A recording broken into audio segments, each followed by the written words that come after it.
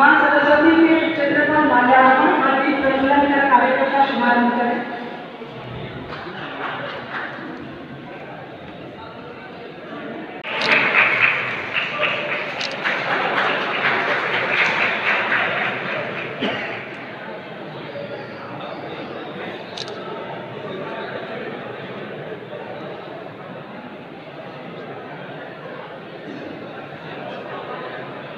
मंत्री जी एक बार कैंडल पकड़ लीजिए आप भी।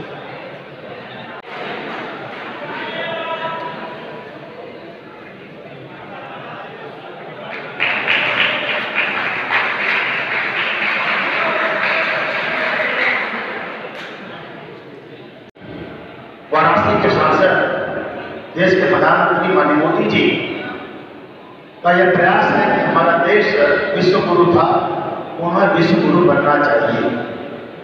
विश्व गुरु बनने के लिए हमारे पास जो 140 करोड़ की आबादी है, ये 140 करोड़ की आबादी तकनीक से युक्त हो जाए। जब तकनीक टेक्नोलॉजी से युक्त हो जाएगा तो निश्चित तौर पर भारत के नौजवान के बल पर अमेरिका की अर्थव्यवस्था है, जापान की अर्थव्यवस्था है, और अगर भारत के नौजवान तकनीक से रीच हो जाएंगे तो पुनः हम विश्व गुरु बनेंगे। वह अंग्रेज जो यहाँ पर व्यापार करने आए थे, यह कहा करते भारतीय लोग शिक्षाविद नहीं है, शिक्षा जानते नहीं है, यह जादू टोना में विश्वास करते हैं, और अंग्रेज आकर व्यापार करने के लिए वह भी हमारे यहाँ शासन किया। नहीं, गोने बिना हथियार लिए केवल व्यापार करने आए थे, और व्यापार करते करते हमारे ऊपर शासन किया। गजनी नाम का लुटेरा कहीं का बादशाह होता तो मात्र सेना उनके पास था, लेकिन गजनी नाम का लुटेरा भी डाकुओं गिरोह बना करके शोभनाथ के मंदिर लूटते लूटते शासन किया। तब काशी के सांसद देश के प्रधानमंत्री मोदी जी कहते हैं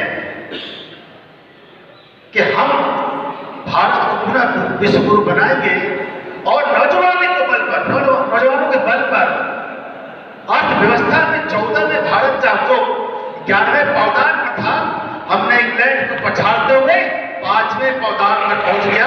यह भारत यानी हमने जो हमें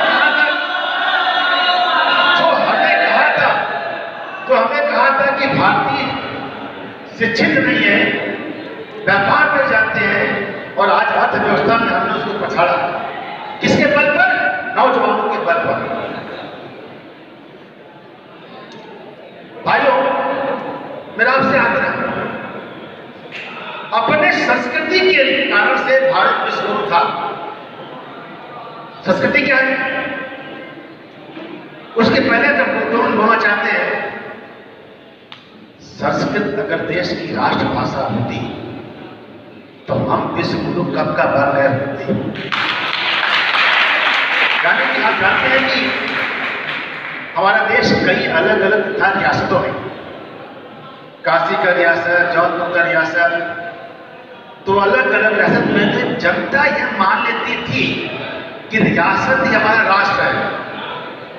माना थोड़ा देर के लिए दिल्ली के रियासत पर हमला हुआ तो बनारस में रहने वाले व्यक्ति को दर्द नहीं हुआ, उस पर हमसे क्या मतलब, जबकि दिल्ली देश का पार्ट था, दर्द यह नहीं हुआ, और इस कारण से हमारा देश में गुलाम होता चला गया।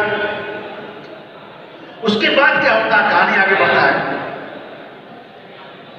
शंकराचार्य ने भी यह आभास करते हुए कि भारतीयों को पूरे भारत का दर्शन करना चाहिए, तो शायद चार क्षेत्र का स्थापना किए, दक्षिण पूर्व पश्चिम उत्तर दक्षिण में 4 धाम का, ताकि हर व्यक्ति जा करके दक्षिण में जाए, उत्तर में जाए, पूर्व में जाए, पश्चिम में जाए और पूरे भारत का परिक्रमा करे और उसको एहसास हो कि पूरा भारत हमारा राष्ट्र है, रियासत हमारा राष्ट्र नहीं है। को उतरवा देता है। ये आदर्श दुनिया में अगर किसी को देखना है तो काशी में देख सकते हैं, इससे आगे नहीं मिल सकता। ये वो धरती है जहां एक पत्नी दमयंती पातिव्रत्य धर्म की रक्षा के लिए अपने पिता के राजमहल में कंदमूल फल खा करके जीवन का निर्वहन करती है, लेकिन पिता के राजभोग नहीं पसंद करती है। ये वो धरती है जो त्याग की है, ये धरती है जो तपस्या की है, ये धरती है समर्पण की है, और ये तो संपूर्णानंद की है। आनंद संपूर्णता में तभी हो सकता है जब संस्कृत के माध्यम से आप आगे बढ़े, तभी संपूर्णानंद आपको प्राप्त होगा। इसलिए मैं निवेदन करूंगा आपसे कि जिस भी क्षण, जिस भी रूप में इस विश्वविद्यालय को आपके सहयोग की आवश्यकता हो, हमारा हर अध्यापक, हमारा हर छात्र, हमारा हर अधिकारी, हर कर्मचारी इस विश्वविद्यालय की उन्नति के लिए प्रतिबद्ध है। मैं आपको बताना चाहूंगा कि मैंने जितने समय में देखा, सीमित संसाधनों में असीमित कार्य करने का सामर्थ्य हमारे आचार्यों में है, हमारे अधिकारियों में है, हमारे छात्रों में है।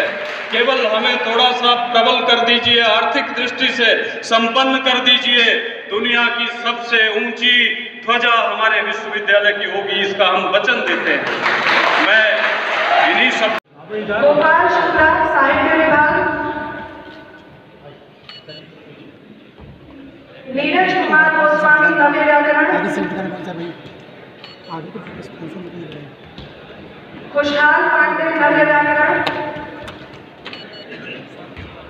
अमित मिश्रा पुराण, सुधीर कुमार पांडे ग्रंथालय एवं सूचना विज्ञान,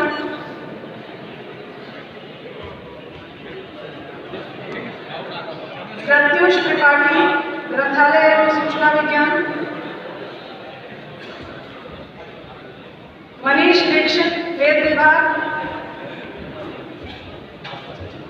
सोनम